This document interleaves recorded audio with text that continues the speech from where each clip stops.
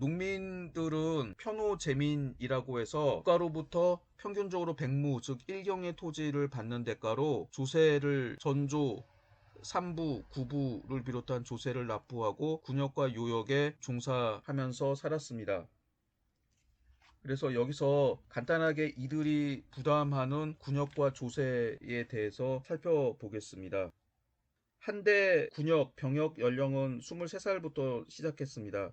나이가 든 장정들은 모두 두 가지 병역의 의무가 있었는데 하나는 둔수이고 하나는 정졸에 충원되는 것인데 각각 1년씩이었습니다. 정졸은 자기가 살고 있는 군에서 복무하고 병종을 나누어 훈련했습니다. 둔수는 두 가지로 나누어 수도 또는 왕국의 도성을 지키는 위사와 변경의 군에서 수자리하는 둔졸이 있었습니다. 복무가 끝나면 고향으로 돌아가 자신의 본업에 종사할 수 있었으나 여전히 소집되어 수시로 복무할 수 있는 의무는 남아 있었고 56세가 되어야 면제받을 수 있었습니다. 이 두 가지 병역의 복무 가운데서 어떤 게 먼저이고 어떤 게 나중인지는 알 수 없습니다. 병역 이외에 요역이 있어서 해마다 군현 정부를 위해서 1개월씩 일을 해야 됐으며 복역자를 갱졸이라고 부르고 이것도 56세가 되어야 면제받을 수 있었습니다. 수도를 지키는 군대도 두 가지로 나뉘었습니다. 삼보 지역 즉 장안을 중심으로 한 경조윤, 좌풍익, 우부풍 지역을 삼보라고 합니다. 에 주둔하여 수도를 지키는 북군과 궁성과 관청을 지키는 남군이 있었습니다. 북군과 남군의 명칭은 한해 장락궁, 미양궁이 모두 장안성의 남쪽에 있어서 궁정을 호위하는 군대는 성 남쪽에 있었기 때문에 남군이라고 불렸고 성을 지키는 군대 중심은 성의 북쪽에 있었기 때문에 군이라는 명칭이 생겼습니다. 위사는 남군의 사병을 뜻하며 삼보 이외 각 군의 남성들 가운데서 순번에 따라서 차례로 충원되었습니다. 그러나 위사는 선발을 거쳐서 차출되었으므로 모든 남성들이 위사로 충원되는 것은 아니었습니다. 위사로 충원되지 않는 사람들은 수졸로 충원되었습니다. 북군의 사병은 삼보의 남성들 가운데 순번에 따라 차례로 충원하되 정졸의 복역이었습니다. 왕국의 위사는 본국의 도읍에서만 복역하고 장안에서는 둔수하지 않았습니다. 변경에 주둔하는 수졸은 대체로 반동, 즉 황하 중하류 지역에 있는 사람들이었으며 소수의 해당 지역의 사람들도 있었습니다. 수졸은 변방의 요새 지역을 방어하는 일을 맡았습니다. 정졸에 복무한 남성들은 각 현으로부터 군에 모여서 병종에 따라 훈련했습니다. 당시 병종은 보졸, 제관, 제관은 정선된 보졸을 뜻합니다. 기사, 말 타고 다니는 기병이죠. 누선사, 수군입니다. 의 네 가지가 있었습니다. 이러한 병종은 당시 그 지역의 자연이나 환경에 따라서 결정되었습니다. 예컨대 서북 지역에는 말이 산출되므로 그곳의 남성들은 기병 즉 기사에 편입되었고 평원과 산악 지역에 있었던 남성들은 대부분 보졸과 제관에 편입되었습니다. 그리고 동남 해안 지역과 장강 유역의 호수 지역 즉 여강군, 단양군, 회계군 사람들은 주로 누선사 즉 수군에 편입되었습니다. 각 군의 정졸은 태수에 속하고 도위가 지휘 감독했습니다. 매년 8월 태수와 도위가 각 현의 장관과 승위를 회동하고 검열하면서 고하를 평가하는데 이를 도시라고 했습니다. 도시의 과목은 주로 활쏘기이고 기타 기술을 시험했습니다. 물에 가까운 지방에서는 수군 연습을 시키고 변방에 있는 지방은 태수가 기마대를 인솔해서 변방을 순행했습니다. 왕국의 정졸은 상에 속하고 중위가 인솔했습니다.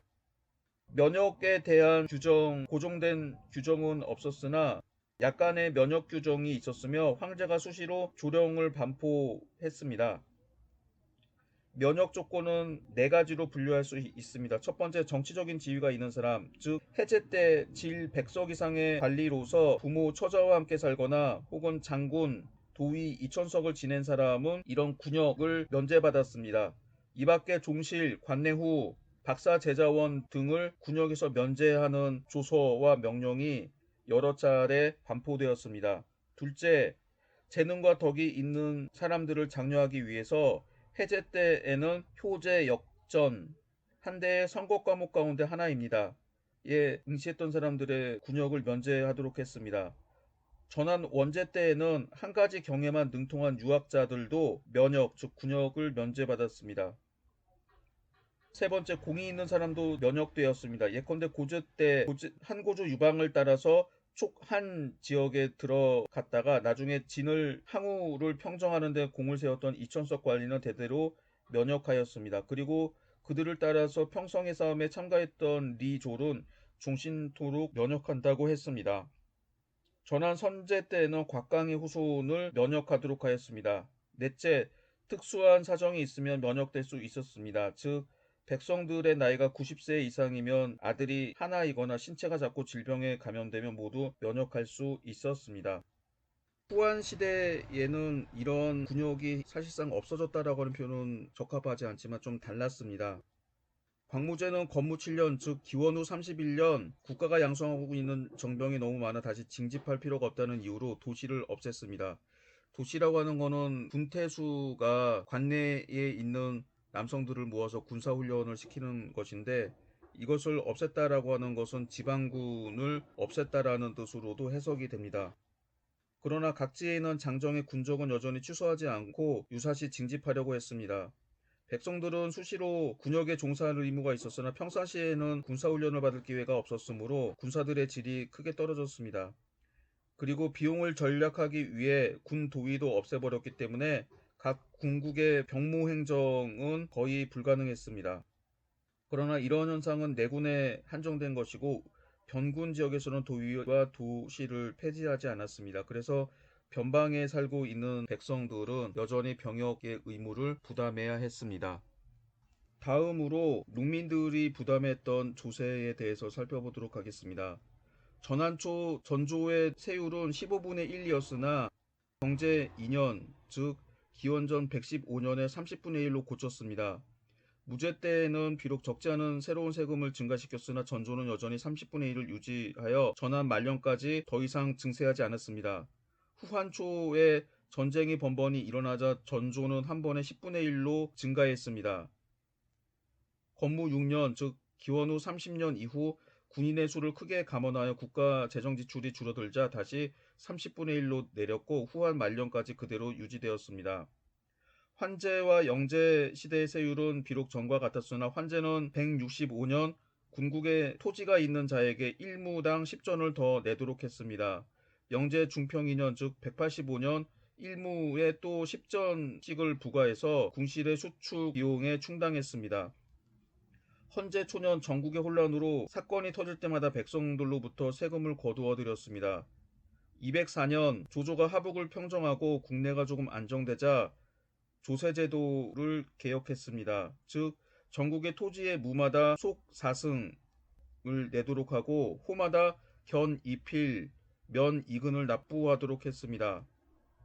이를 호조라고 하며 이 호조는 납부하는 수량이 달라지긴 하지만 위진남북조 시대의 기본적인 조세징수 방법이 되었습니다. 그리고 어떤 학자들에 따르면 당대 조용조 제도의 선구가 되었다고 합니다. 요컨대 전한의 전조는 대부분 30분의 1로 세율이 가볍다라고 할 수 있었습니다.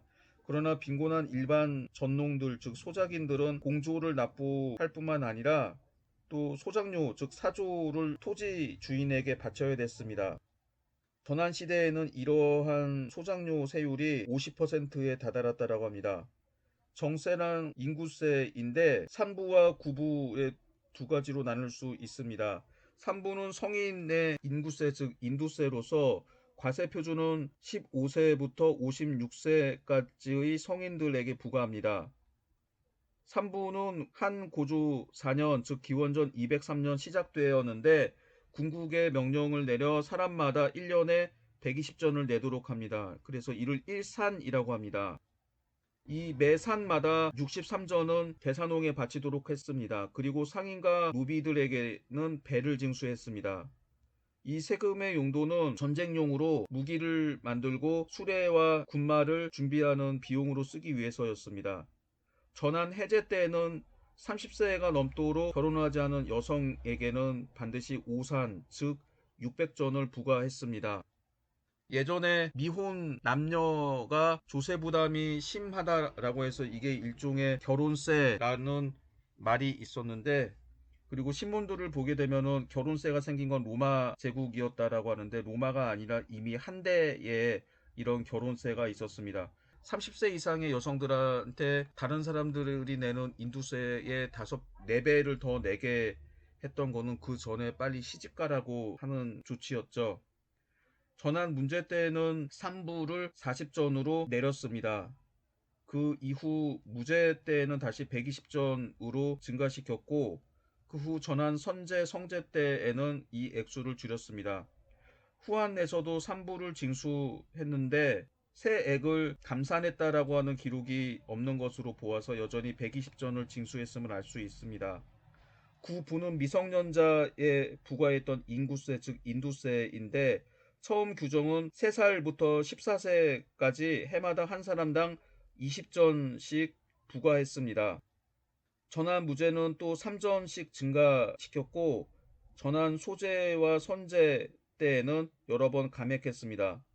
전환 원제 때의 공우의 건의를 받아들여 구부를 과세하는 나이를 7세에서 14세까지로 단축했으며, 후한 시대에도 계속 실시했습니다.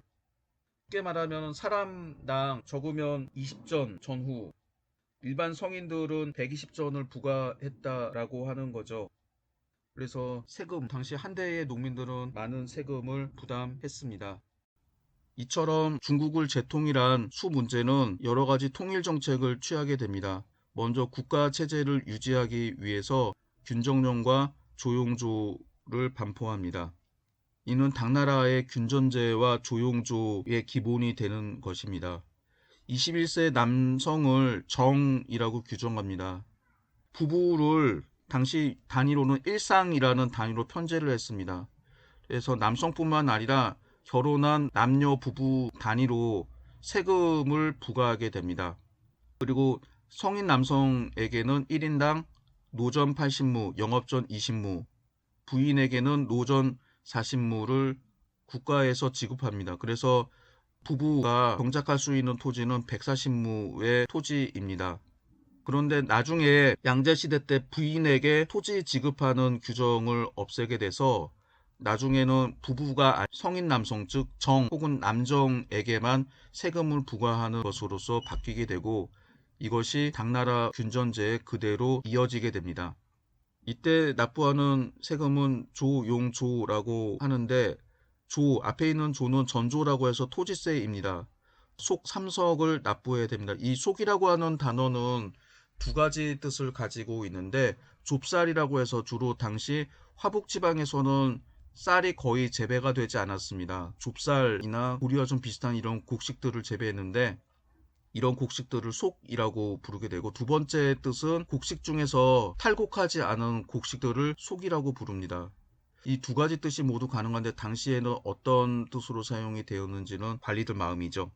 그 다음에 조라고 해서 이 조자는 일반적으로 특산물이라고 하는데, 비단 2장이나 포 2장 4척을 납부하게 됩니다. 이전에 북이 균전제 지도에서 살펴본 것처럼 토질에 따라서 뽕나무를 키울 수 있는 지역과 그렇지 못한 지역이 있었습니다. 그래서 뽕나무를 키울 수 없는 지역에서는 마포를 만들죠. 그래서 마포를 납부하게 했습니다. 그래서 이런 세금을 납부하게 되고, 그 다음에 요역을 징수하게 됩니다. 요역은 백성들이 무상으로 공짜로 국가가 요구하는 노동을 제공해야 되는 것을 뜻합니다.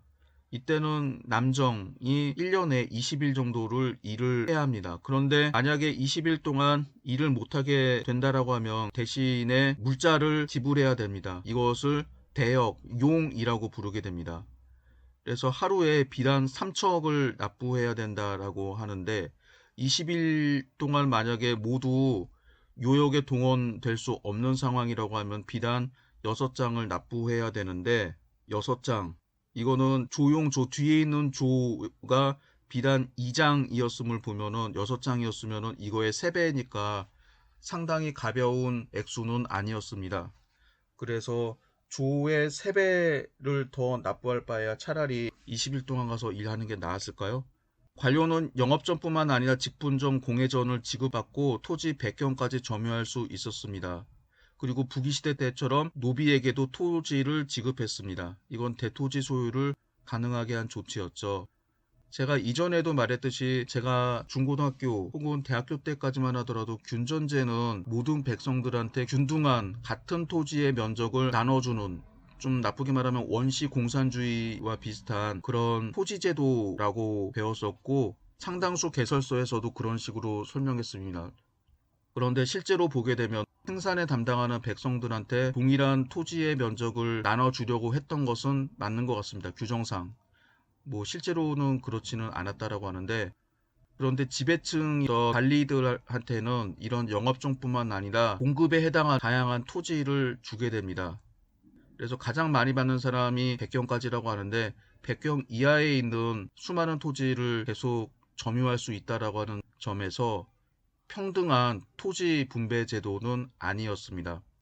실제로 당을 건국한 이연이 태원에서 대흥성으로 진격했을 때 이연의 장원 대토지는 대흥성의 서쪽에 있었습니다. 이때의 이연의 종이 장원에 있었던 군대들, 노비들로 구성된 군대들을 이끌고 대흥성을 공격했다라고 하는 일화도 있습니다. 그리고 삼장 조직을 정비하게 됩니다. 5가구를 1보, 5보를 1, 2, 4리를 1당으로 만들어서 기층 조직을 감시하는 이런 역할들을 하게 됩니다. 그래서 이런 삼장 조직은 향리 통제와 관리를 강화하고 그 다음에 요역과 세금 징수를 감독하게 하는 임무를 맡기게 됩니다. 그리고 수 문제가 신경을 쓴 게 호구조사였습니다. 매년 정월 이장과 당장이 호구를 조사합니다. 연령, 인구, 그 다음에 호 이런 것들 기록을 하게 되는 거죠. 심지어는 이 호구조사를 엄격하기 위해서 대생모열이라고 해서 쉽게 말하면은 사람들의 외모까지도 그림으로 그렸던 거죠. 지금으로 치면은 주민등록증과 주민등록증 안에 있는 사진까지도 부착해가지고 이런 기록과 실제 인물을 대조하는 역할을 했던 겁니다. 그래서 호구의 은닉과 연령의 증가까지도 엄격하게 조사했다라고 합니다. 그래서 거짓으로 노소로 신고하는 위법행위를 조사했다라고 하는데, 이것은 나이에 따라서 21세부터 뭐 대략 60세 정도까지 조용조를 비롯한 세금과 요역, 군역을 부과하게 되는데, 21세보다 어리거나 60세보다 많은 그런 사람들 같은 경우는 여기서 면제가 되는 거죠. 그래서 이런 거를 세금 포탈을 막기 위해 가지고 연령까지도 엄격하게 파악을 하려고 했다라고 합니다.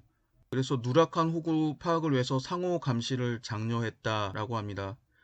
수 문제가 즉위한 지 3년 후였던 583년에 새로 호구에 등재된 남정이 40만 명, 노소를 합치면 160만 명에 달했다라고 합니다. 사실 이거를 보면 남정, 즉 세금을 정상적으로 부과할 수 있는 인구가 이때 새로 파악한 인구의 4분의 1 정도였다라고 하는 거는 그만큼 늙은이나 어린아이들이 많았다라고 하는 건데, 이거는 납득하기는 쉽지 않습니다. 이건 분명히 당시의 지방관들의 통계 조작, 서류 조작이 있었던 거죠. 왜냐고요? 위에서 닥달을 하니까는 인구를 자기네들이 조사한 그대로 등록을 해야 되는데, 만약에 실제로 경제활동 인구, 여기서 남정이 결국 경제활동 인구죠. 경제활동 인구가 많다라고 하면 국가에서 요구하는 대로 세금을 걷어야 되는 양이 많아지게 됩니다. 그러면 그만큼 중앙정부에 세금을 내야 되는데, 근데 예를 들어서 남정 경제활동 인구가 실제로는 80만 명인데 40만 명이라고 속이게 되면은 40만 명 분량만큼을 지방에 있는 관리들과 토착인들이 자기네들끼리 적당히 해먹을 수 있다라고 하는 거죠. 현재는 조용조 부병제와 한 세트로 유지가 되며, 원칙적으로 동일한 면적의 토지를 분배받고 동일한 조세를 납부할 뿐만 아니라 병원에 충당되고 연간 20일간의 요역에 동원된다라고 하는 게 학계의 통설입니다. 방금 전에 읽어본 균전제 사료를 한번 분석해 보겠습니다. 이 사료에 따르면 농민들, 정남이라고 표시가 되는데, 성인 남성들은 구분 전 18무와 영업 전 20무를 받고 그 대가로 조용조와 자료를 부담합니다. 자료는 주로 지방관청에서 징발하는 요역을 지칭합니다. 결혼한 부부 한 쌍, 당시 사료용어로는 1상이라고 하는데, 에게 주어지는 구분전은 사망한 이후 반납해야 하지만 이를 전문용어로 환수라고 합니다. 영업전은 비단과 누에고치 생산을 위해 세습을 인정했습니다. 구분전은 북일시대 때 노전, 영업전은 북일시대 때 상전 또는 마전을 이름만 바꾼 것으로서 기본적으로 비슷합니다. 여기서 균전제 사료를 보게 되면 일단 정남과 중남에게 일경의 토지는 일경은 백무의 토지입니다. 그래서 백무의 토지를 나눠준다라고 하는 규정이 있습니다. 그리고 정남과 중남처럼 건장한 성인 남성이 아닌 경우 노남, 독질, 질병에 걸린 사람들이죠. 폐질 마찬가지죠. 이런 사람들에게는 건전한 성인 남성보다도 적은 40무의 토지를 주고 과부인 처처업에게도 30무의 토지를 준다고 합니다. 만약에 이들이 호주가 되는 경우에 정의 반, 즉 100무의 절반 정도를 준다라고 합니다. 그리고 밑에 있는 규정을 보게 되면 도사에게 30무, 여관에게 20무의 토지를 줍니다. 도사는 도교의 남성 성직자를 도사라고 하고 여관은 도교의 여성 성직자입니다. 그리고 승리도 도사 여관처럼 한다. 즉 승은 불교의 남성 성직자, 승려 중이라고도 하죠. 리는 비구니, 즉 여성 성직자를 뜻합니다. 그래서 남자 중에게는 30무, 여성 중에게는 20무의 토지를 준다라고 합니다. 그리고 관호도 백성의 구분전의 절반을 준다라고 하는데, 관호는 해석에 좀 논란이 있긴 한데 관청에 속한 노비와 좀 비슷한 신분에 있는 사람으로 해석을 합니다. 여기서 알 수 있는 거는 일반 건장한 남성들한테 백무의 토지를 주고 그렇지 못한 노남, 독질, 폐질, 과부, 처처업에게도 차등으로 토지를 준다라고 하는 사실을 알 수 있습니다. 이들에게 왜 적게 줬느냐고요? 이들이 건장한 남성들만큼 그 토지를 경작할 수 있는 힘, 노동력이 부족했기 때문입니다. 그래서 이 규정들을 보게 되면 균전제에서 사람들이 노동할 수 있는 노동량에 따라서 토지를 적절하게 차등 있게 주었다라고 하는 것을 알 수 있습니다.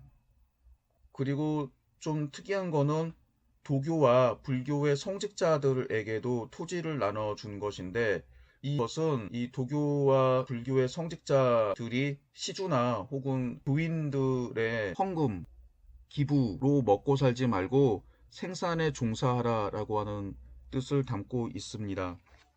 1일 부작, 1일 불식이라고 해서 하루의 노동, 생산활동에 종사하지 않으면 먹지를 말라라고 하는데, 중국에서 특히 유학자들이 종교 집단의 성직자들을 비난하는 가장 큰 이유가 일도 안 하면서 여러 사람들의 헌금이나 토지, 현물을 받아서 생활한다라고 하는 점입니다.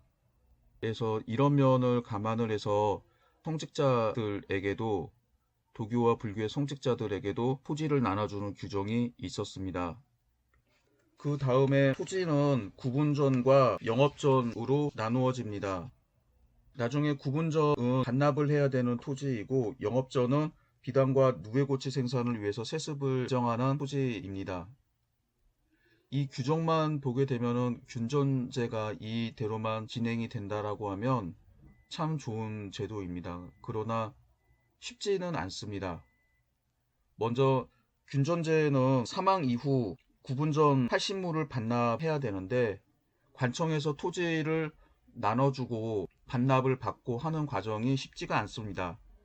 만약에 제가 죽어서 토지를 반납을 해야 되는데 아들이 반납하지 못하겠다고 땡깡을 피우게 되면, 물론 힘이 없는 경우는 관청으로 끌려가서 신나게 얻어 터지겠지만, 그렇지 않고 이 사람이 노비나 주변에 도와줄 사람들이 있어가지고 관청에서 어떻게 할 수 없는 경우, 혹은 관리와 연줄이 다 있는 경우는 이런 게 제대로 될 수가 없죠.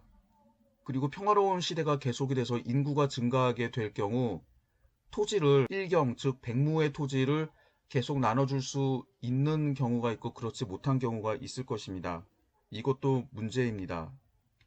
그래서 당시 규정을 보게 되면 인구가 많아서 여기서 규정이 되어 있는 토지를 지급할 수 없는 지역을 협향, 반대로 인구가 적고 토지가 많은 지역을 관향이라고 부릅니다.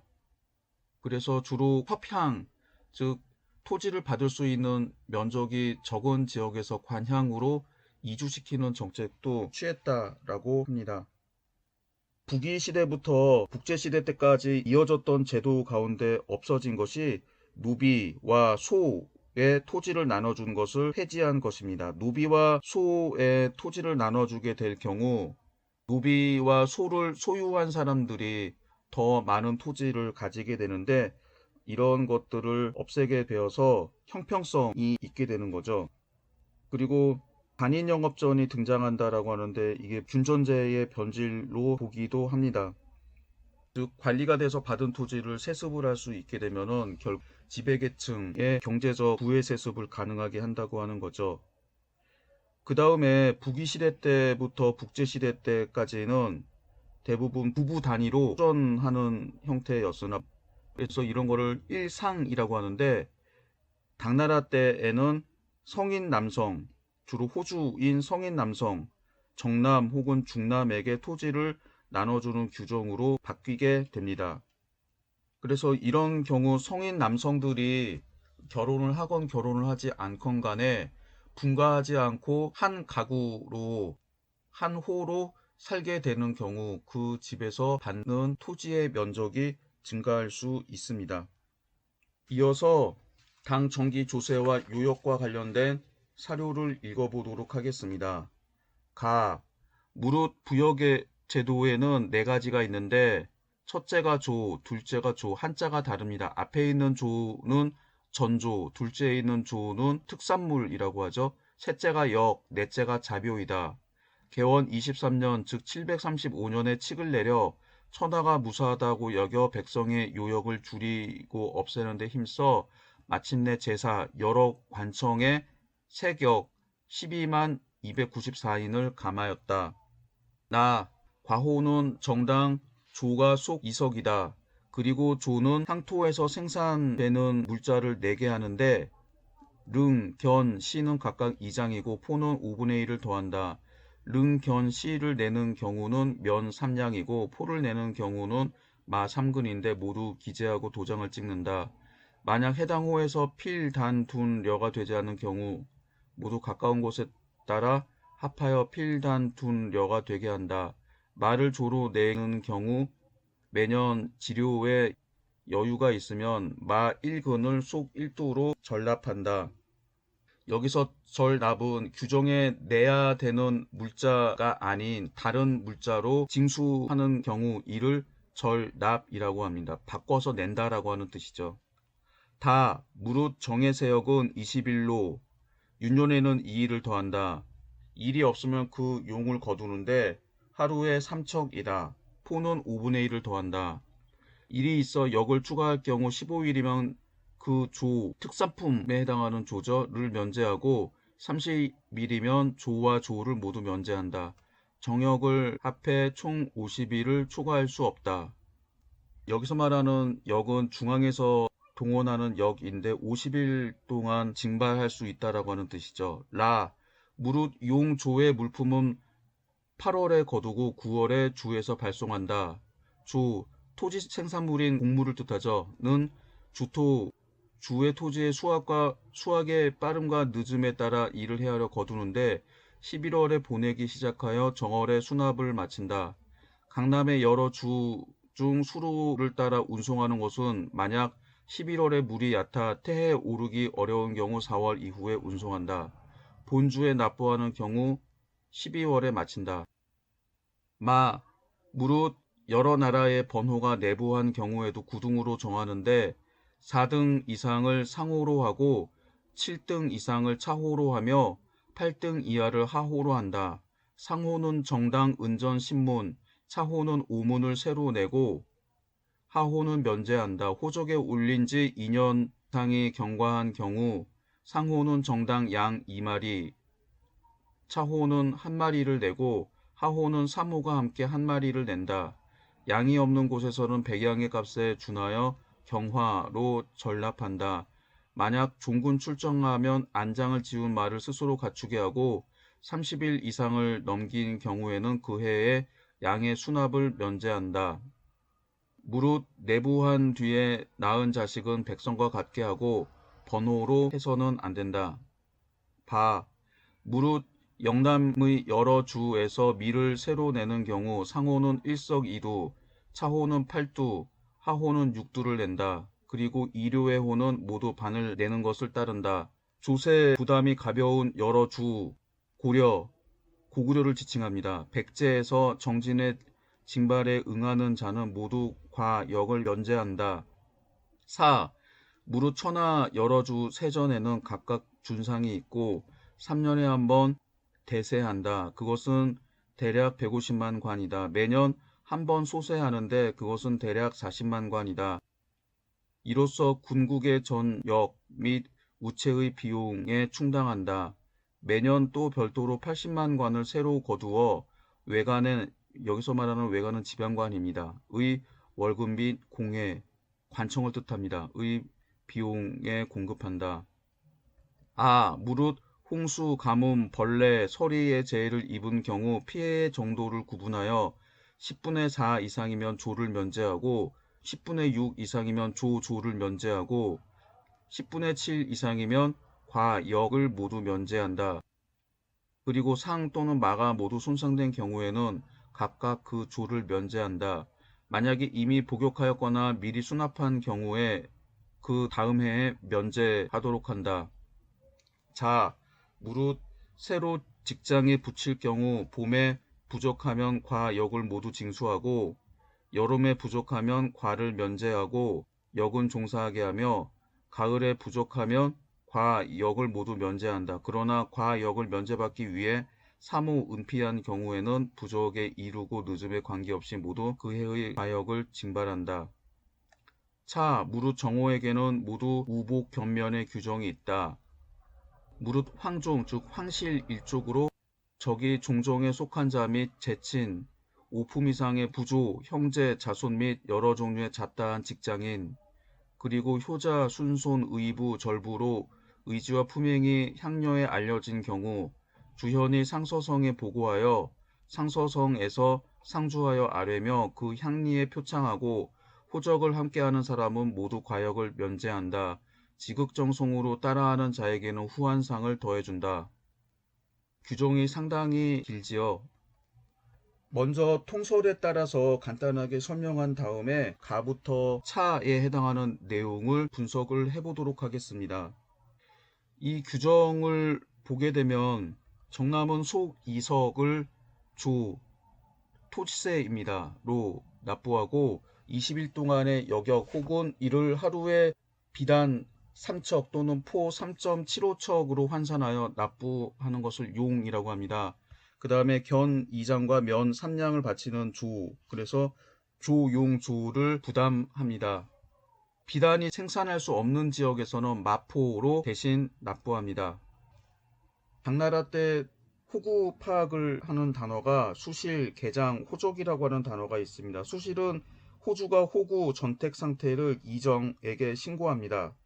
그러면은 이정은 그 호에서 보고한 호구와 토지 상황을 다시 향에 보고하게 되고 향에서는 또 이를 모아서 현으로 보고하겠죠. 그리고 현에서 이러한 수실을 모아서 정리한 것을 개장이라고 합니다. 그리고 호적은 토적에 올린 후 3년 동안의 인구 전토의 이동, 급전, 징세에 필요한 사항을 현에서 주기를 한 것을 호적이라고 하고 향 단위로 만들게 됩니다. 그래서 현에서 밑에서 보고한 자료들을 정리를 한 다음에 위에 있는 지방행정기관인 주에 보내고 주에서 다시 중앙정부의 호부에 바치는 절차를 겪게 됩니다. 나에 해당하는 게 조용조의 지급에 관한 규정이고 방금 전에 설명한 거죠. 여기서 다에 해당하는 것이 요역 징발에 대한 내용입니다. 국가에서 만약 요역을 징발할 수 있는 게 20일, 유년에는 22일인데 장성을 쌓는다든지 황제 등을 만든다든지 해서 추가로 15일을 더 징발하게 되면은 조, 즉 비단 또는 마포를 내는 혹은 다른 특산물을 내는 조를 면제하고 30일이 되면은 조에다가 토지세인 조를 면제합니다. 그래서 모두 국가에서 1년에 50일을 동원하게 되면은 자기가 물자로 바쳐야 되는 토지세인 조와 특산물인 조를 면제받게 됩니다.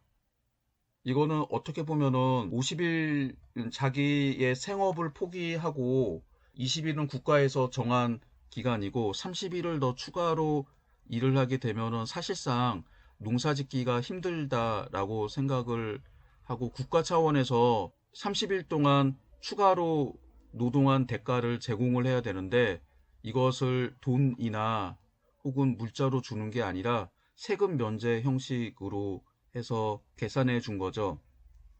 그래서 어떤 학자들은 조용조에 해당하는 노동의 대가가 모두 50일이라고 보는 사람들도 있습니다. 그래서 이 규정을 보게 되면 국가가 마음대로 노동력을 징발하는 게 아니라 여러 가지 경우의 수에 따라서 그리고 해당 징발 대상자들에게 부담을 줄여주는 방법을 그리고 원칙을 미리 마련했다라는 것을 알 수가 있습니다. 라에서는 용조의 물품을 보내는 규정을 따르고 있는데 여기서 알다시피 중국 땅이 워낙 넓기 때문에 각 지방의 상황에 따라서 유연하게 대처할 수 있는 규정을 두었습니다. 마에 해당하는 내용은 우리가 일반적으로 당나라의 조세제도를 조용조라고 하는데 이거는 농민들을 대상으로 한 토지제도와 세금제도입니다. 그런데 생업이 자기 직업이 농업이 아닌 사람들도 존재할 수 있겠죠. 어업에 종사하는 사람도 있고 사냥꾼도 있고 그 다음에 목축에 종사하는 사람들도 있습니다.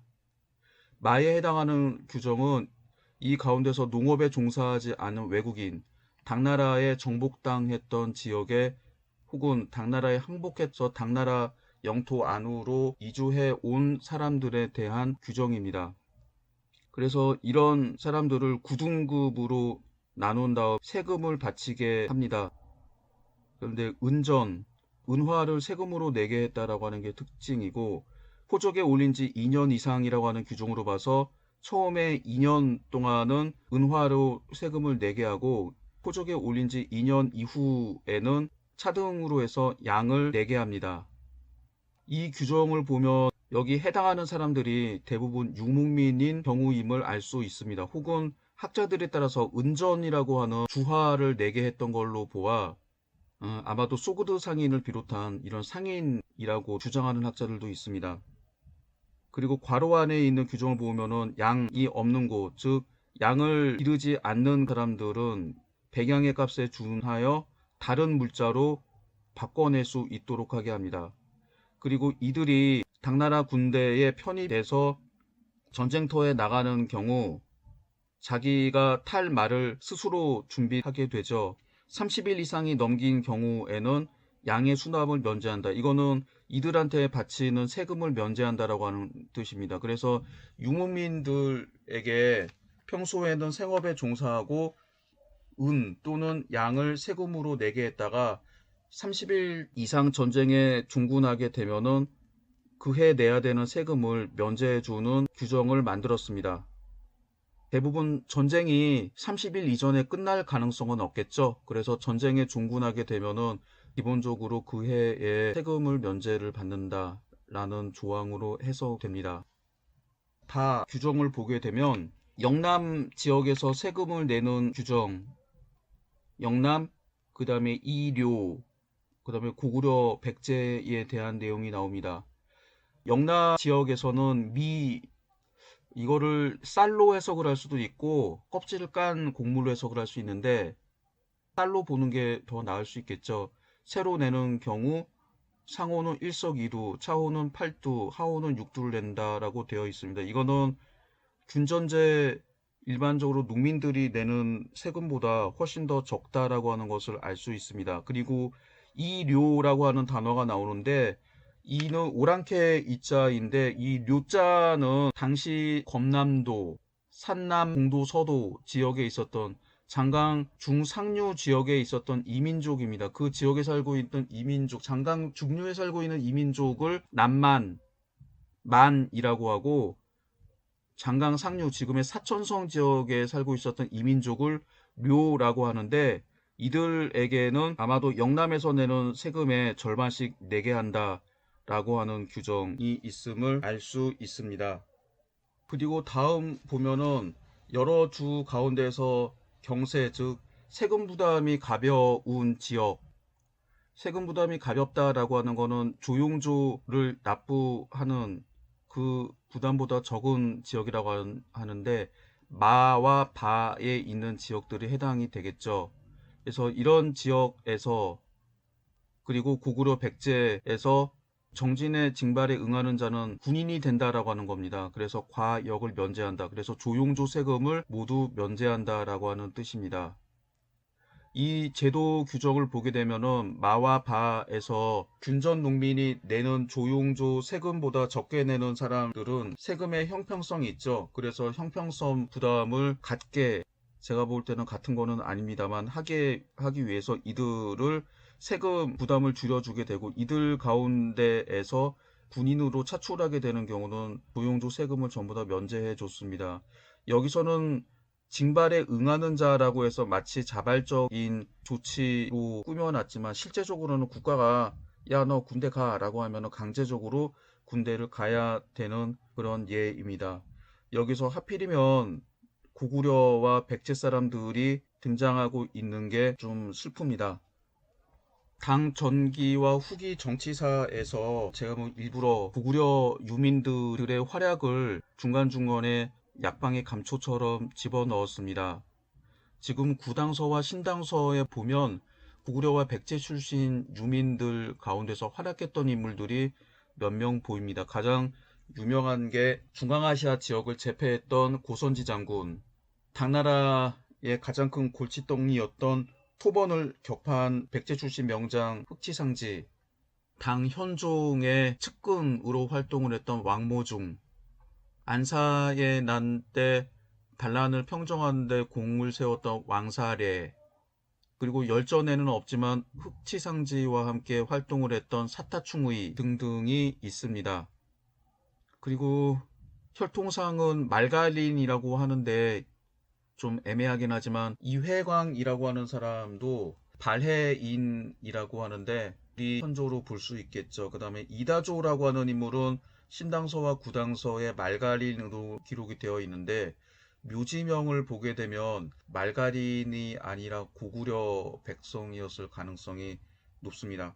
그런데 이런 인물들뿐만 아니라 최근은 아니고 좀 오래되는데 중국에서 각지에서 묘지명이 발견이 되었습니다. 당나라 시대 때 묘지명이 특히 지금의 서안, 옛 당나라 수도 장안 주변에 있는 지역에서 발견되었고, 뭐 일부는 낙양이나 다른 지역에서도 발견이 되었죠.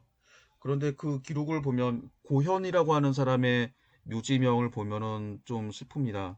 그 기록을 보면은 영창 원년, 즉 689년에 여러 주에 있었던 고구려인들을 차출을 해서 군인으로 삼는 역할을 맡았습니다. 그리고 그해 7월 낙주병사들을 선발하도록 했다라고 해서 신평도 좌삼군 총관에 임명돼서 전쟁에 동원했는데, 앞에서는 고구려, 뒤에는 낙주라고 하는 지역 이름이 있는데 아마도 고구려 군사일 가능성이 높죠. 이 기록에서 당시 고구려가 망한 다음에 당나라 각지에 흩어져서 주로 군인으로 고구려인들이 복무하고 있다는 사실을 알 수 있습니다. 그래서 기록을 보게 되면은 당육전 병부상서조에서도 장안 서쪽에 있는 여러 지역, 농우라고 불리는 지역이 있는데, 그 지역에 있었던 강 고구려인들을 강제로 군인으로 차출하는 규정을 두었습니다. 그래서 이 규정에서 이게 자발적인 거라고 하면은 다행이겠지만 대부분 자발적이지 않은데, 고구려와 백제인들을 군인으로 충당하는 예가 있었음을 알 수 있습니다. 그래서 일반인들을 병사로 충당을 했기 때문에 이들 중에서 공을 세운 사람들이 장군으로 승진하게 되겠죠. 그래서 구당서와 신당서에 자기의 이름을 남기는 고구려와 백제 유민들이 있었습니다. 여러 차례 학생들한테 이 규정을 읽으면서 물어봅니다. 조용조 세금 안 내고 군인이 돼서 전쟁터에 나가서 싸울래?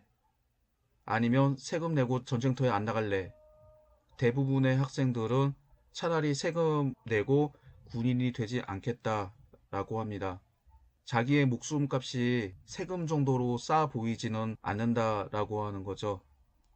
그리고 사에 있는 조항은 조용조와 다른 세금이 있다라고 하는 것을 알 수 있습니다.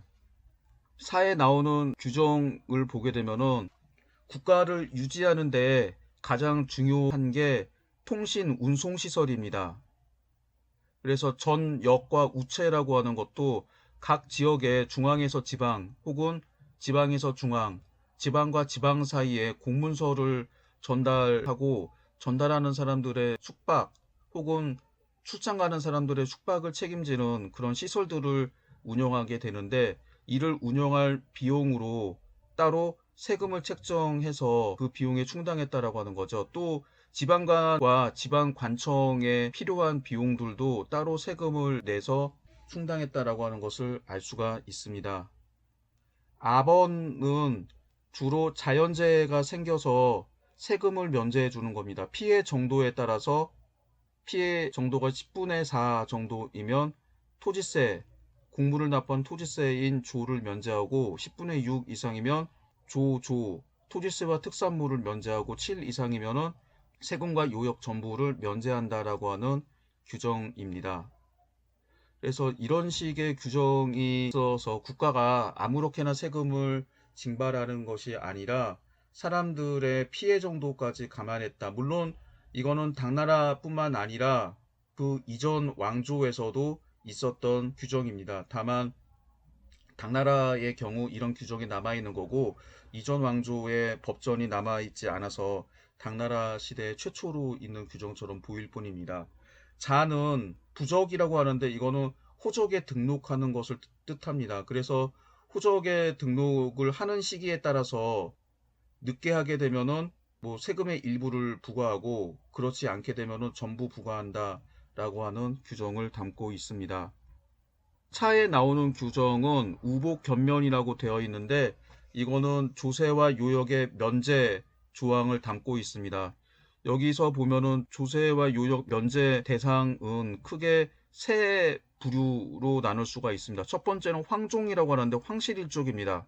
구시 가운데 종정시라고 하는 부서가 있죠. 이 종정시에서 하는 역할이 바로 황실일족들을 관리하는 규정입니다. 그래서 황실일적으로서 종정시에 그 명단을 기록된 사람들은 세금을 면제받습니다. 쉽게 말하면 이 씨는 전부 세금을 면제받습니다. 그래서 원래 당나라 황실은 농서이 씨라고 하는데 농서이 씨 그리고 제가 읽었던 기록을 보면 조군이 씨도 황실로 간주해서 면세 혜택을 주었다라고 합니다. 그 밖에 혈통적으로 성으로 이 씨는 아니지만 도교 성직자들도 면세 혜택을 받게 됩니다. 이는 당나라의 황실이 노자의 후손이라고 자칭을 했기 때문에 노자는 이빙이라고 해서 이씨성이었다라고 하는데 이 때문에 노자를 받드는 즉 도교의 성직자들도 종실로 간주해서 이들에게도 세금 면제 혜택을 주게 됩니다. 두 번째는 관리들 가운데에서 5품 이상의 관리들의 할아버지, 아버지, 형제, 자손 이런 사람들. 그 다음에 직장인이라고 하는데 이 직장인이라고 하는 뜻은 정식 관리는 아니고 관청에서 근무하는 사람들입니다. 이들은 무보수로 요역의 형태로 활동을 하게 되는데 그래서 이런 사람들에게도 세금 면제 혜택을 주게 됩니다. 이게 두 번째 부류. 세 번째 부류는 육아에서 도덕적으로 뛰어나다라고 하는 사람들, 효자, 순손, 의부, 절부 이런 사람들, 그리고 이제 품행이 뭐 좋다라고 하는 이런 사람들에게도 면제 혜택을 주게 됩니다. 이 세 가지 부류의 사람들이 면제를 받고, 또 다른 기록에는 외척과 관악의 학생들도 역의 면제 대상이 되었다라고 하고, 그 다음에 환과 고독, 즉 늙은 호랍이, 과부, 고아, 자식 없는 노인, 그리고 부고, 객녀, 노비 이런 사람들에게도 세금을 부과하지 않았다라고 합니다. 그래서 생각보다 당나라, 물론 당나라 이전에도 마찬가지였겠지만은 세금을 내지 않는 사람들이 상당히 많았습니다. 여기서 오품 이상의, 이걸 고관이라고 해야 될까요? 오품 이상의 관리들에게도 자기를 기준으로 위로 2대, 밑으로 2대에 해당하는 사람들한테도 세금과 요역을 징수하지 않는다. 이게 일종의 계급사회의 큰 특징이죠. 그래서 제가 수업 시간에 중국에서는 관리가 되어야 지배층 혹은 지배 계급이 된다라고 말했습니다. 그렇게 말한 이유가 바로 여기에 있습니다. 그래서 지배층이 되면 본인과 가까운 가족들이 세금과 요역을 내지 않는 특권을 가지게 됩니다. 이게 중국 제도의 기본입니다. 이 중국 제도를 이어받은 우리나라, 뭐 고구려 백제 신라는 알 수 없습니다만 적어도 고려와 조선 시대 특징이죠. 유럽의 예와 비교하게 되면은 유럽에서도 나라마다 차이가 있긴 합니다만 기본적으로 지배층들이 쉽게 말하면은 중세 유럽의 영주, 귀족들 혹은 뭐 그 전에 있었던 로마 제국의 지배층도 마찬가지인데 대부분 세금을 납부하는 데 비해서 중국에서는 세금과 요역을 납부하지 않습니다. 그래서인지는 모르겠는데 지금 정권에서는 이런 것들이 없지만 우리나라에서도 고관 출신들의 자손들에게 다 군대를 면제시켜주는 그런 아름아름 그런 게 있었다라고 하죠. 물론 국회 청문회가 도입이 된 이후에 이런 것들이 없어지게 되고 1997년과 2002년 당시의 대선에서 떨어졌던 이회창 후보가 다 아들 둘이 군대 면제를 받았는데 군대 면제 받은 게 몸무게가 적게 나가서죠. 몸무게가 너무 많이 나가서 군대 면제를 받았으면 그나마 다행이었을 텐데 그 반대로 몸무게가 적다라는 이유 때문에 군대 면제를 받아가지고 그것 때문에 당시에 20대 30대들이 열받아가지고 그 사람한테 투표를 안 해주는 바람에 대통령이 될 뻔하다가 못 됐던 그런 예가 있습니다. 실제인지는 모르겠으나 이회창 씨가 대법관이었는데 대법관이 되면은 병무청에서 알아서 사돈의 팔촌까지도 군대를 면제시켜줬다라고 하는데 그게 이 중국의 정근대 시대 때 관행을 이어받은 건 아닌지, 그리고 지금도 이런 그 아빠 찬스, 엄마 찬스는 보이게 보이지 않게 모두 존재하게 되는 거죠. 그리고 효자와 후자, 뭐 순손 이런 사람들 육아적으로 가족 질서를 유지하는 데 가장 중요한 행위를 한 사람들한테도 조세와 요역의 면제 혜택을 주는 거는 결국에 착하게 살아라 라고 하는 그런 뜻을 담고 있습니다.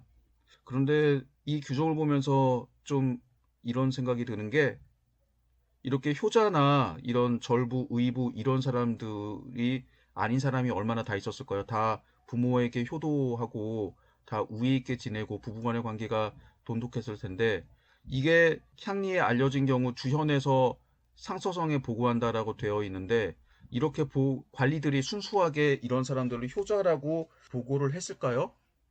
여기에서도 관리들의 부정부패가 있었고, 그리고 똑같은 효자라고 하더라도 지방에서 영향력이 큰 그런 토호들과 일반 가난한 백성 사이에도 이런 혜택을 받을 수 있는 사람이 상당히 적었을 것입니다.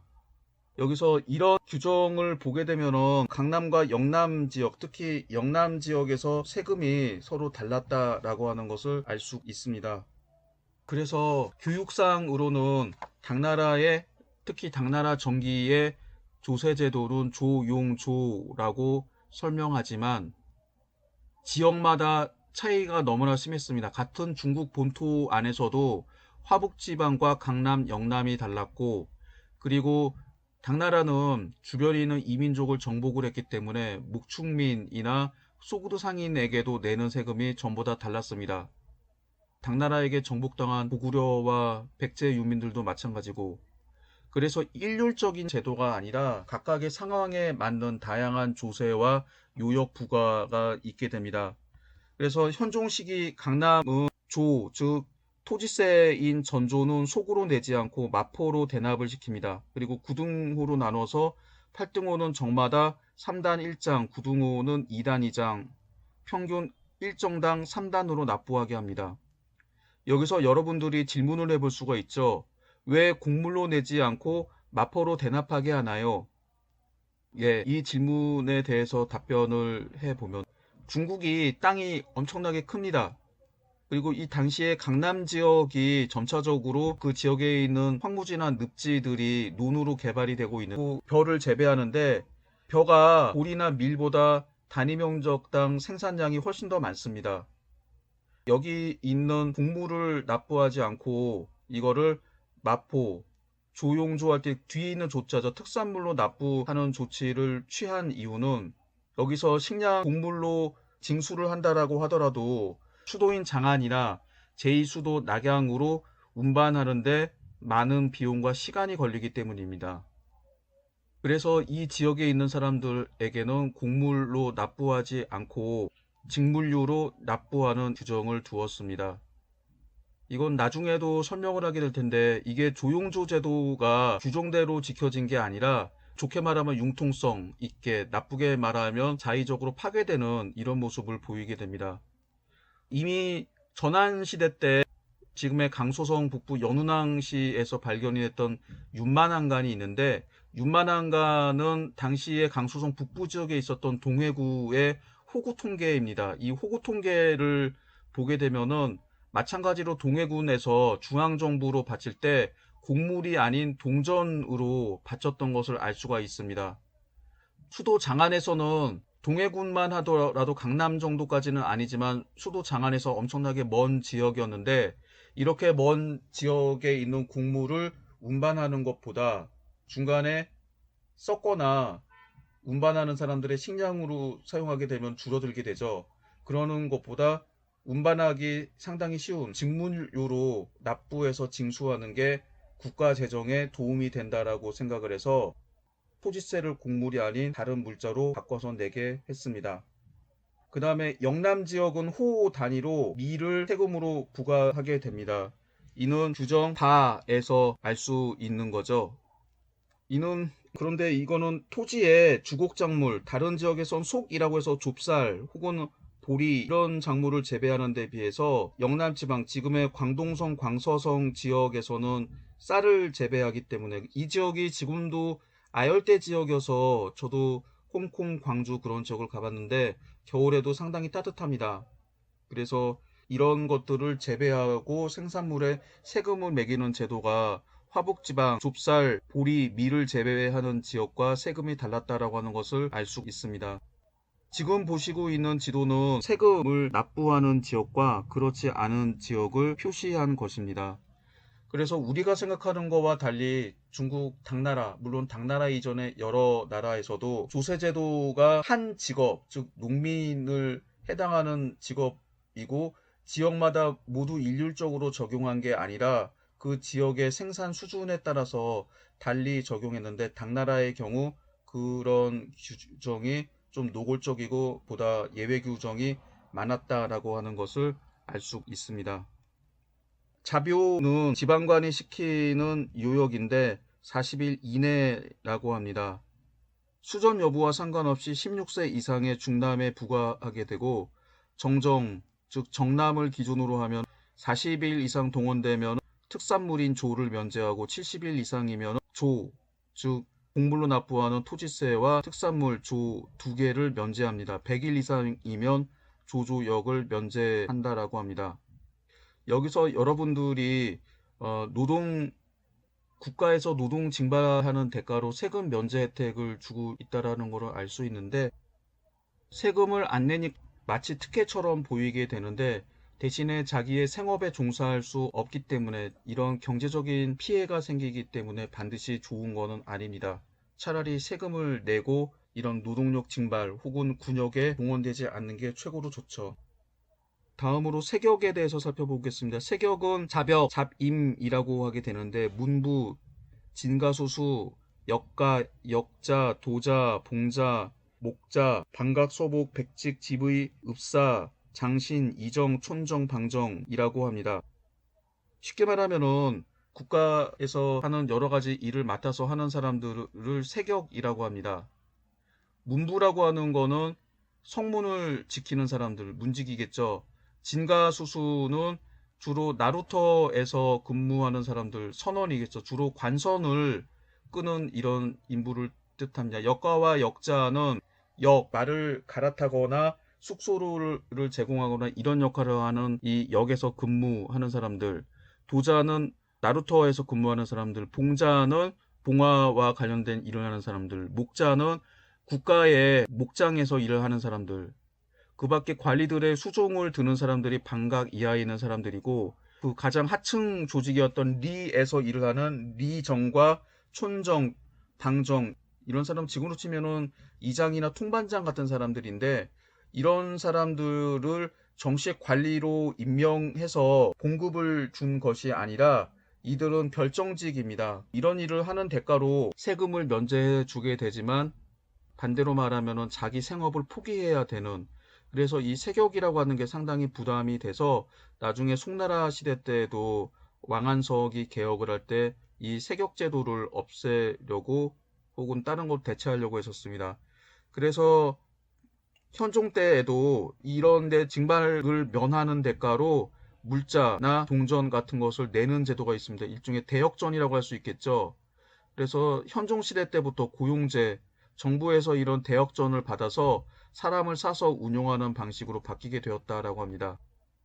그리고 이보다 중요한 거는 앞에서 본 규정의 세금, 조용조 이외에 그리고 각 지역에 그리고 이민족들한테 부담하는 세금 제도가 있었는데 이 규정에는 없지만 호세와 지세가 있었습니다. 호세는 자산을 기준으로 매기는 세금인데 호를 9등급으로 나누어서 관료들의 복록, 관청비용, 군사비, 역전, 우체비용을 부담하게 했다라고 합니다. 이건 앞에서 약간 모호하긴 한데 사 부분에서 이런 내용이 일부 좀 보이기는 하죠. 지세는 흉년에 대비해 구황의 목적으로 경지 면적에 따라 1무당 2승을 부과하게 됩니다. 그리고 여기서 거둔 세금으로 의창을 만들게 되는 거죠.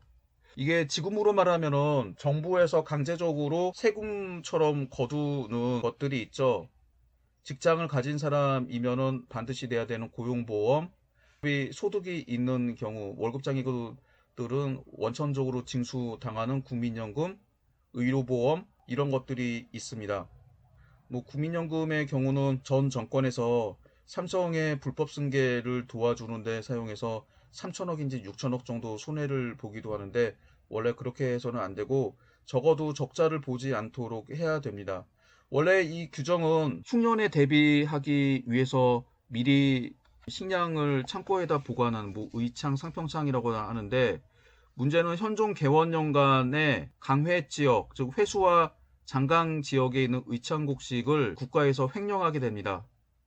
그래서 일종의 공적 구조를 하기 위해서 만든 비용도 국가 재정으로 전용하게 되는 거죠. 이거는 참 나쁜 짓입니다.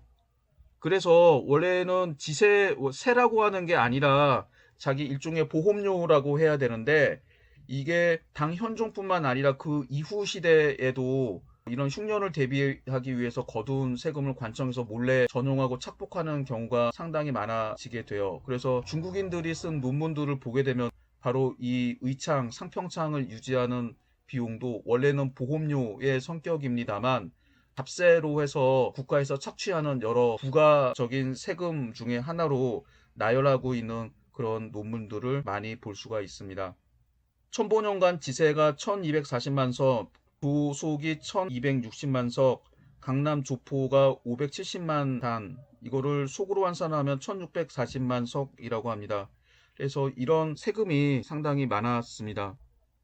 제가 이런 조용조 이외에 다양한 세금이 있었다라고 하는 거를 강조하는 거는 국가 체제를 유지하는데 세금을 걷어야 되는데 사료에서는 너무나 간단하게 조용조 당나라 정기의 세금 제도는 조용조다라고 하는데 조용조 이외에도 너무나 다양한 세금이 있었고, 조용조도 지방에 따라 화북지방과 강남, 영남 이 세 개 지역이 달랐고, 농업에 종사하는 중국인, 한족이 아닌 이민족들, 여기에는 우리의 옛 조상인 고구려와 백제 유민도 포함이 됩니다만, 이런 사람들에게도 다른 식의 조세 제도와 군역 제도로 운영했다라고 하는 것을 이야기해 드리고 싶었습니다. 그래서 일본 학자들의 영향으로 율령 하는데, 율령의 규정에 없는 세금들도 자꾸 만들어내고 했던 게 당나라 시대였습니다. 그래서 조용조만 하더라도 세금이 많다라고 생각이 되는데, 여기에다가 호세, 지세부터 해서 여러 가지 세금과 요역의 부담이 있었으니, 어떤 일본 학자가 중국 역대에서 가장 불쌍한 농민이 균전 농민이라고 하는 말도 충분히 이해할 수 있습니다. 2차례 정도 시험 문제에 출제가 된 것 같은데, 그래서 여기에 나오는 사료들을 여러분들이 읽어보신 다음에 양세법의 특징을 잘 정리하시기 바랍니다. 양세법은 양자는 둘 양자입니다. 1년에 두 차례에 걸쳐서 세금을 징수하는 방법이기 때문에 양세라고 하는 명칭이 붙었습니다. 그래서 이는 호세와 지세를 세수로 해서 여름과 가을 두 시기에 나눠서 징수하는 원칙입니다. 양세법의 내용에 대해서 살펴보도록 하겠습니다. 첫 번째 규정은 양출제입입니다.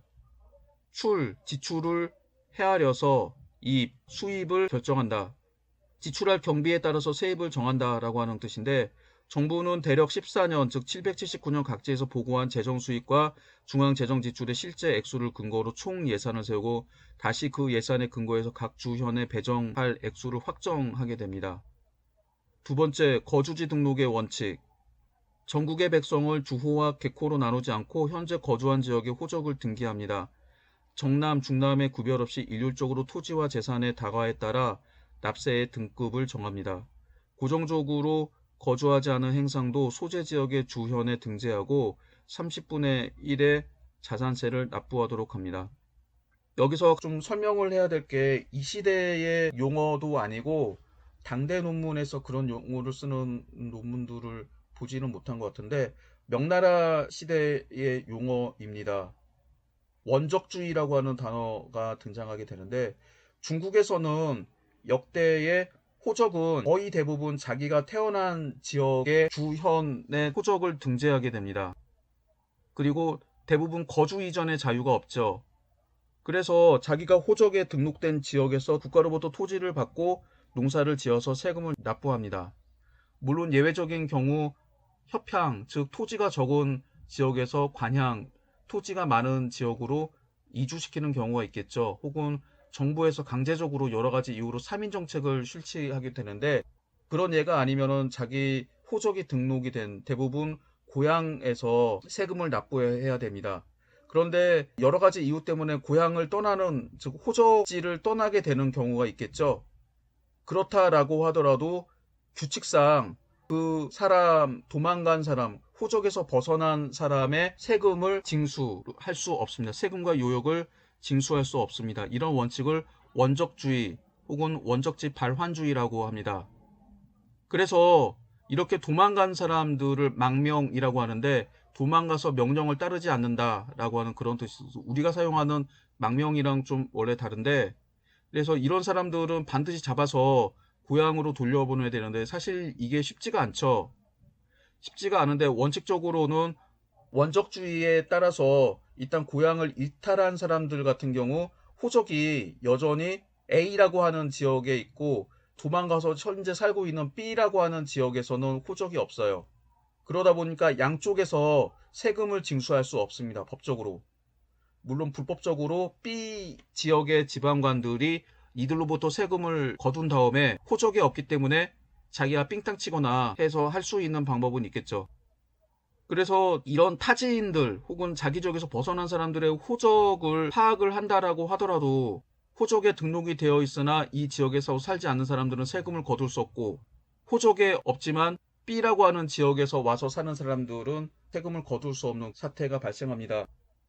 원래 이런 거는 대규모 전란이 발생하거나 자연재해 등 커다란 사건 사고가 터지게 되는 경우 이런 예들이 일어나게 되는데, 그래서 원칙적으로 이런 것들을 막고 되도록이면 유민들이 고향으로 돌아가서 살게 하는 제도를 취하게 돼요. 이게 모든 왕조의 기본적인 정책이었는데, 그렇게 하지 않고 이 원적주의를 포기하고, 그래 지금 살고 있는 지역에 다시 그 호적을 만들어서 등록하도록 해라라고 하는 정책입니다. 이거를 부적주의라고 합니다. 여기서 주호 개코라고 하는데, 주호라고 하는 거는 자기 호적에 등재되어 있는 지역에서 사는 사람들을 주호라고 하고, 개코는 호적에서 벗어나서 다른 지역에 사는 사람들을 개코라고 하죠. 그래서 현재 거주한 지역에 호적을 등기하도록 하는 정책을 취하게 됩니다. 거기다가 호적이 있더라도 여기저기 떠돌아다니면서 장사하는 사람들이 있죠. 이런 사람들도 파악을 해서 30분의 1의 세금을 매기게 됩니다. 이 30분의 1이 소득세인지 자산세인지는 모르겠으나 아마 자산세라고 하는 게 일반적인 것 같아요. 이런 원칙을 정하게 됩니다. 중국 역사에서 제가 중국 역사를 모두 아는 것은 아니겠습니다만, 외지인들, 자기 본적을 떠난 사람들이 현 거주 지역에 호적에 등재해서 세금을 납부하게 하는 조치가 적어도 한 3번, 최소한 3번 정도 있었습니다. 첫 번째가 동진 남조 시기에 교주군현이라고 해서 강남 지역으로 이주했던 사람들을 따로 자기의 원래 본적지는 화북지방이지만 그 본적지에 있는 사람으로 해서 호적을 따로 두게 돼서 세금 면제를 했던 있었죠. 이거를 백적이라고 합니다.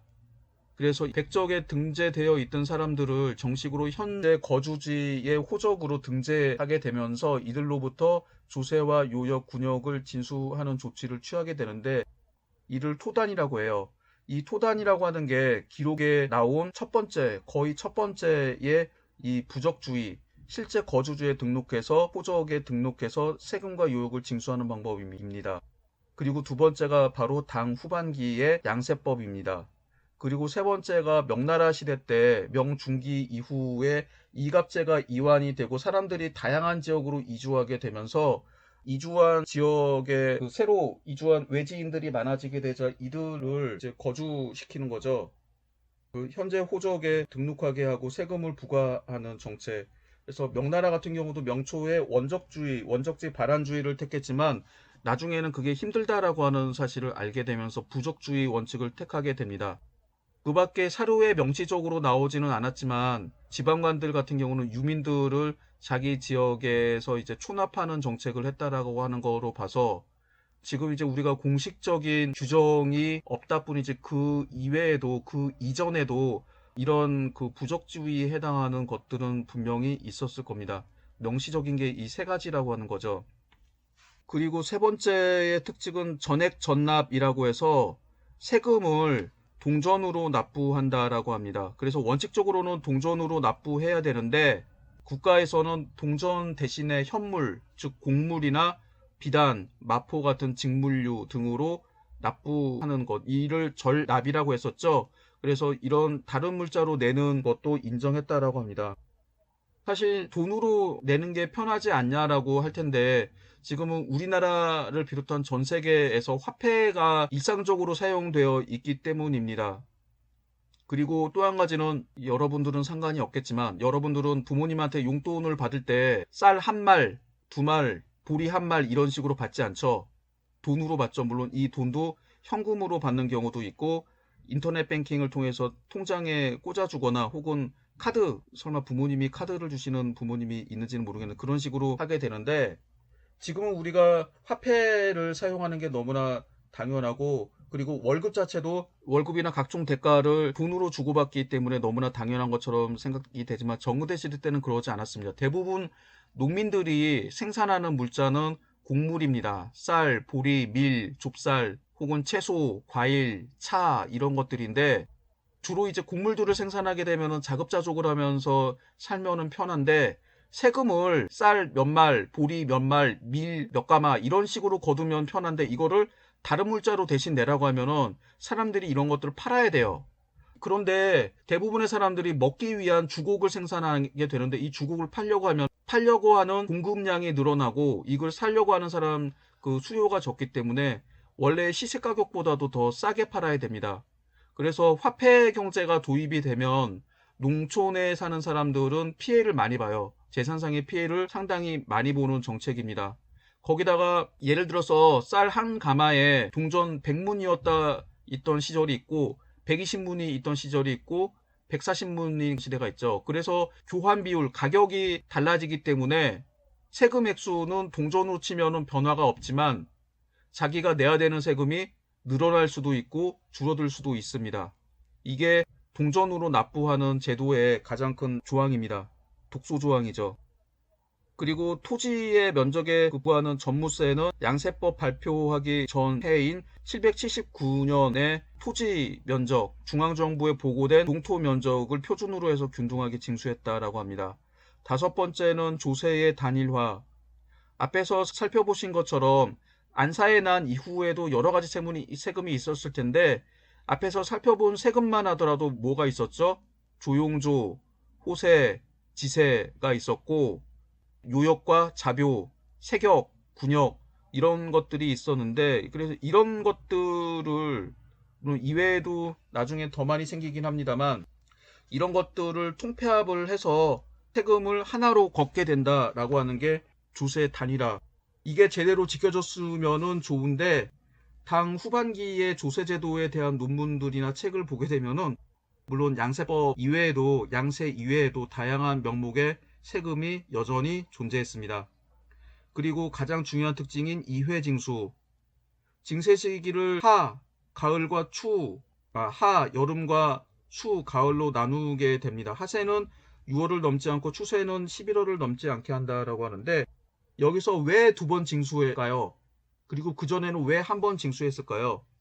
그 전에는 어떤 곡물이건 간에 좁쌀이건 쌀이건 보리건 밀이건 간에 한 가지 작물들을 재배한 다음에 세금을 걷었었는데 아마 이때부터는 1년 2모작이라고 하는 거는 서로 다른 품종을 1년에 두 번 재배하는 걸 2모작이라고 하죠. 그래서 아마도 주로 쌀과 좁쌀을 봄부터 가을에 걸쳐서 재배하고 그 다음에 밀이나 보리를 파종을 해서 다음에 봄 정도에 수확을 하는 혹은 여름 정도에 수확을 하는 이모작이 확대가 되었을 겁니다. 어떤 개설서를 보게 되면은 이미 당나라 시대 때 2년 3모작, 2년에 걸쳐서 3번 수확하는 제도가 있었다라고 하게 되는데 여기서 가장 중요한 포인트가 보리와 밀입니다. 보리와 밀이 빠르면 봄, 늦으면 여름에 수확을 할 수 있는 거죠. 그래서 이 타이밍을 잘 맞추게 되면은 보리나 밀을 심고 그 다음에 벼나 좁쌀 같은 수수, 수량, 기장 이런 것도 포함이 됩니다만 이런 작물을 재배하면은 1년에 두 번 수확을 거둘 수 있습니다. 그런데 문제는 이 시기만 그랬을까? 이전에 있는 사료들을 보면은 특히 삼국시대에 있는 자료들을 보더라도 이미 조조가 동군태수로 활동했을 때 보리를 재배하고 그런 기록들이 나오고 마찬가지로 이런 기록들은 촉나라 같은 경우도 그런 기록들이 나오는데 아마 그 전에는 이런 주곡이었던 좁쌀이나 쌀, 수수, 기장, 작물들 하나만 세금으로 징수하고 보리 징수는 아마 그냥 눈 감아주고 너희들의 개인적인 수입으로 해라 라고 했던 것 같아요. 근데 이 시기가 되면은 그것이 아니라 재배하는 작물들 모두에 대해서 세금을 더 거두게 됩니다. 농민 입장에서 말하면은 각종 세금이 통폐합이 되니까 좋은 것처럼 보이는데 전에는 세금을 안 냈던 보리나 밀 같은 거를 이제 세금으로 낸다라고 하면은 반드시 좋은 거라고 볼 수는 없습니다. 그리고 또 다르게 조용조 세법에서 세금 부과의 가장 중요한 거는 정남, 중남이라고 해서 즉 성인 남성을 기준으로 해서 성인 남성당 조용조라고 하는 조세를 부과하게 됩니다. 그런데 이 양세법에서는 어떻게 했을까요? 호를 기준으로 해서 세금을 부과하게 됩니다. 그리고 조용조라고 하는 세법은 재산에 상관없이 일정 금액, 예를 들면 토지세 같은 경우는 2석 그런 식으로 해서 일정 액수만 납부를 하면 되는 대신에 여기서는 자산에 따라서 혹은 소득에 따라서 세금 등급을 나누게 되고 이 등급에 따라서 세금 액수가 달라지게 된다라고 하는 게 큰 특징이죠. 그래서 양세법의 의의와 특징을 살펴보도록 하겠습니다. 첫 번째는 조용조와 각종 가연잡세를 합쳐서 간편한 통일세제를 확립했다. 국가 수입이 증가했다. 관리들의 가렴 주구가 없어졌다. 과연 그럴지는 모르겠지만 생산의 회복과 발전에 유리했다. 두 번째, 재산과 토지를 기준으로 호등을 정하여 빈곤한 농민에게 세금이 집중되던 불합리한 현상이 심화되고 납세의 대상이 확대되었다. 세금을 보다 공평하게 만들어서 있는 사람들한테 더 거두고 없는 사람들한테 덜 거뒀다라고 하는데 과연 중국뿐만 아니라 모든 나라에서 그랬을지, 적어도 유럽은 어떤지 모르겠습니다만 어차피 결과는 부담이 관리나 토호들이 내야 되는 세금이 일반 보통 사람들한테 전가되는 게 중국과 중국의 제대로 이어받은 고려, 조선, 우리나라에서도 있던 현상입니다. 세 번째, 정이 아닌 자산을 기준으로 세금을 부과하게 됩니다. 그래서 인정, 성인 남성을 기준으로 한 여격 위주의 부세 제도가 토지 실물을 위주로 한 부세 제도로 바뀌었다라고 합니다. 네 번째, 당후기 대토지 소유제와 상품 경제의 발전을 반영했다. 이건 자산에 따라서 세금을 매긴다. 토지를 많이 가진 사람들이 생산량이 많으니까 당연히 세금을 많이 내라. 그리고 세금을 동전으로 징수하게 됐다라고 하는 게 상품 경제를 반영한다라고 하는 거죠. 그리고 국가 재정 수입 확대에 기여했다라고 합니다. 여기 나오는 1, 2, 3, 4번은 원칙적인 내용이고 사실 변칙적인 내용은 상당히 많았습니다. 그래서 양세법에서는 앞에서 말한 6가지 혹은 7가지 규정을 기억을 하셔야 되고, 이 문제는 요새 최근에 임용고사 문제 추세가 괄호치기 문제가 상당히 많이 나옵니다. 그래서 제가 여기에서 중요한 조용조나 양세법에다가 빨간색 혹은 파란 색깔로 칠해 놨는데, 이 양세법 사료를 원문 혹은 번역문으로 제시하더라도 양세법에 있는 6가지 혹은 7가지 내용을 확실하게 숙지하신다라고 하면 당황하지 않고 실마리를 찾아서 충분히 잘 대처하실 거라고 생각합니다. 또 재정정책입니다. 대표적인 재정정책이 전한 무제시대 때 있었던 염철전매가 사실상 다시 시행되었다라고 보시면 됩니다. 제5기의 각연법입니다. 756년에서 757년 강회 지역에서 실시했습니다. 이 지역에서는 황해, 우리나라로 말하면 서해죠. 해안가에서 소금을 생산한 다음에 이 소금에다가 세금을 매기는 제도였습니다. 그런데 한무제 시대 때 염철전매처럼 정부가 소금 생산과 판매에 직접 관여하고 소금의 생산 판매를 경영하고 소금가를 확정해서 판매하게 됩니다. 그런데 고약한 게 소금 두는 말이죠. 한 말당 10문이 생산 원가인데 여기다가 100문의 소비세를 붙여서 110문에 팝니다. 우리나라에서는 부가가치세라고 해서 여러분들이 사서 마시는 커피나 음료수, 빵, 과자, 식당에서 먹는 음식들에 대부분 10%의 부가가치세가 붙죠. 이 10%나 되는 부가가치세가 많다라고 해서 박정희 정권 말년에 부마항쟁 때 여러 소상공인이나 시장 사람들이 유신반대 독재에 참여했던 게, 그 사람들은 유신반대 박정희의 종신 집권보다도 이 부가가치세 때문에 너무 힘들다라고 해서 데모에 참가했었죠. 그만큼 세금이 무서운데 문제는 5%, 10%도 많다라고 해서 데모를 하는 판인데 지금 이거는 생산 원가에 이게 몇 퍼센트입니까? 100%입니까? 10배를 1000%네요. 10배를 더 붙여가지고 생산원가 10문짜리를 110문에 판다. 이건 엄청난 착취죠. 그렇기 때문에 정부에서 독점적으로 소금의 생산과 판매를 통제하려고 했던 정책입니다. 소금은 사람이 반드시 섭취해야 되는 겁니다.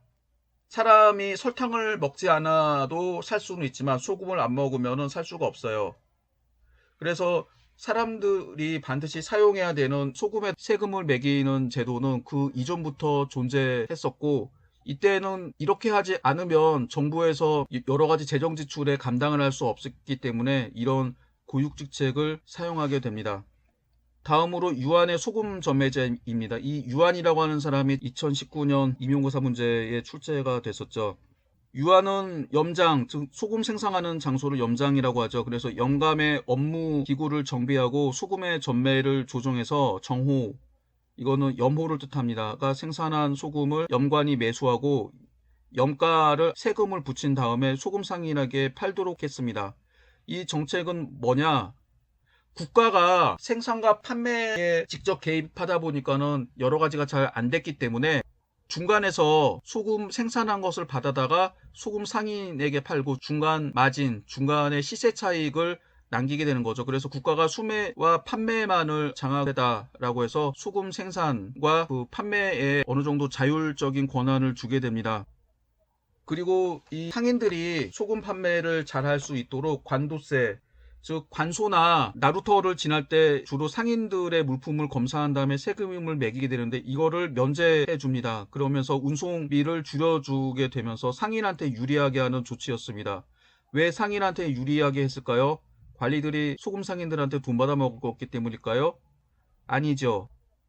국가에서는 이미 자기들이 걷어야 되는 만큼의 세금을 소금 원가에다가 세금을 붙여가지고 이미 세금을 다 받았고 그 상태에서 상인들한테 건네주니까 이 상인들이 각적에서 소금을 팔아야 되는 거죠. 그래서 이 상인들이 제대로 소금을 팔아야지 자기가 거둘 수 있는 세금. 근데 이때는 이 상인들이 국가로부터 소금을 먼저 돈을 주고 샀는지 외상으로 샀다가 걷었는지는 모르겠는데 뭐 둘 다 있을 수 있겠죠. 후자의 경우 아직 국가에서 대금을 받지 못한 경우 이 상인들이 잘 팔아야지 자기들이 세금을 제대로 거둘 수 있겠죠. 그래서 소금 판매 이익이 증가하게 됩니다. 6만 민이라고 해서 1민은 1000전, 1000문을 뜻하게 되는데 그래서 6천만 문 정도의 수입이 생겼습니다. 그 다음에 대령 말년에는 여기에 100배에 해당하는 600여만 민으로 증가하게 돼서 이때의 재정 수입의 약 절반을 차지했다라고 합니다. 이게 목적이었던 거죠. 양세법에 따른 양세 수입이 얼마나 많았는지는 모르겠으나 그리고 사람들한테 직접 자기 소득에 대해서 세금을 내라고 하면 사람들이 무척 싫어합니다. 그런데 자기 소득이 아닌 이런 부가세 처음부터 원천 징수를 하면 뭐 어쩔 수 없죠. 그래서 이런 식으로 해서 세금을 징수하게 됩니다. 그 다음에 염세는 정부의 가장 중요한 수입이 돼서 정부 재정 지출을 충당할 수 있었습니다. 그래서 조정에서 재정이 악화될 때마다 소금 가격을 인상하게 되는데 한두, 즉 한 말에 300문 혹은 370문으로 소금 가격을 인상하기도 했다. 이게 화폐 가치로 생산 원가가 재호기가 했던 가경법처럼 신문이었는지는 모르겠습니다. 만약에 신문이었다라고 하더라도 300문을 받게 되면 30배, 370문을 받게 되면 37배나 되는 엄청난 폭리를 취하게 되죠. 그래서 이렇게 되니까는 상인들은 생각합니다. 만약에 내가 정부가 차지하고 있는 중간 차익을 납부하지 않고 몰래 직접 생산하거나 생선한 사람으로부터 소금을 가져다가 300문이나 370문보다 싼 150문이나 200문에 팔아도 생산 원가인 10문보다 훨씬 남는 시세 차익 90문에서 140문 정도를 남길 수 있게 되는 거죠. 그래서 이런 사람들이 몰래 정부에 세금을 납부하지 않고 소금을 팔게 됩니다. 이런 사람들을 사염이라고 하죠. 그리고 이런 사염 밀매업자를 당시 정부에서는 염적이라고 불렀습니다. 이들은 당연히 정부에서 특히 지방관청에서 혹은 소금 판매 업무를 담당하는 관청에서 이들을 추적하고 잡기 때문에 자기를 지키기 위해서 일종의 보디가드들이 등장하게 되겠죠. 그래서 무장했던 사람들, 상인만 아니라 운반을 담당하는 사람들, 그 다음에 이들을 지키는 무사들이 한 조직이 돼가지고 움직이게 됩니다. 그래서 혼자 할 수 있는 게 아니라 조직들, 이게 조그만 조직에서 여러 조직들이 모인 연합조직으로 만들어지게 되면서 이들이 결국은 나중에 조정의 탄압에 반발하게 되면서 처음에는 자기네들이 생산한 혹은 운반하고 있는 소금을 지키는 수준에서 벗어나서 아예 정부를 상대로 해서 반란을 일으키게 되죠.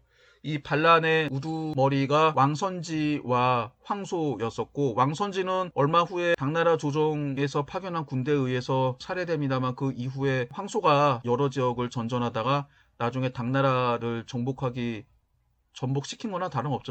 당나라 수도 장안을 점령하고 대제라고 하는 국가를 세우게 됩니다. 그리고 유한의 균수상평법이 있었습니다. 유한의 균수상평법을 살펴보도록 하겠습니다. 전국의 주요 도시에 13개 순원을 설치해서 숙련된 인원을 파견해서 각지 시장의 소식과 곡물의 풍용 등 경제 정보를 수집하고 중앙에 보고해서 중앙결제의 편리에 제공했습니다. 전운, 매매 등의 업무를 처리했습니다. 이건 이제 균수 상평법이라고 하는데 이 명칭이 시대마다 달라지긴 하지만 이와 비슷한 제도가 전한 무제가 했던 경제정책 가운데 균수평준법이라고 했죠. 균수평준. 뭐 그 이후에도 비슷한 이름으로 왕망시대에도 이런 정책을 취했었고 여기서는 평준이라고 하는 말 대신에 상평이라는 말을 사용하게 됩니다. 상평창을 설치해서 곡물 가격을 조절하고 풍년 때 시사회보다 약간 비싼 금액으로 수매해서 저장했다. 흉년에는 시가보다 조금 낮게 매각했다. 이게 물가 조절 기능이라고 하는데 전에도 간단하게 이에 대해서 간단히 아니군요. 좀 장황하게 설명을 했었죠. 이게 그 물가 조절 기능이 아니라 시세 차익을 노리는 방법입니다. 즉 풍년이 들었을 때 평균 그 시가가 10만 원인데 풍년이 들게 되면은 풍년이 농민들한테 좋을 수는 있는데 잉여 곡물을 팔아야 되는데 너무나 공급이 많다 보니까 시가가 10만 원인데 5만 원에 팔 수밖에 없겠죠. 그때 정부에서 이거를 6만 원에 사줍니다. 그런데 흉년이 들면 어떻게 되죠? 시가가 10만 원인데 15만 원으로 폭등하게 되죠. 이거를 14만 원에 팝니다. 너무 야박한 거요? 예, 13만 원에 팝니다. 그러면 15만 원짜리를 13만 원에 사니까 흉년의 백성들이 참 좋아할 수 있는데 그러면은 이때 정부에서 남긴 시세 차익은 얼마일까요? 6만 원에 사서 13만 원에 팔았으니까 7만 원을 챙기게 됩니다. 그래서 이런 정책은 물가 조절 정책이 아니라 시세 차익을 거두는 정책입니다. 그래서 정부 수입이 증가할 수밖에 없죠. 균수라고 하는 방법도 마찬가지예요. 지역마다 같은 품목이라고 하더라도 가격이 다르겠죠. 예를 들면은 중국인들이 차를 마신다라고 하는데 차가 생산지에서는 예를 들어서 1kg에 10만 원이라고 하면은 이게 장안이나 그런 지역에서는 30만 원에 팔리겠죠. 그러면은 현지에서 10만 원에 사서 정부에 있는 운송 조직망을 통해서 장안으로 갖고 와서 30만 원에 팝니다. 그럼 20만 원의 시세 차익을 남길 수가 있겠죠. 이런 정책도 이미 전한 무제 시대 때 상옥량 등 경제 관료들이 만든 균수평준법이었는데 이런 것들을 계속 이용하고 있었습니다.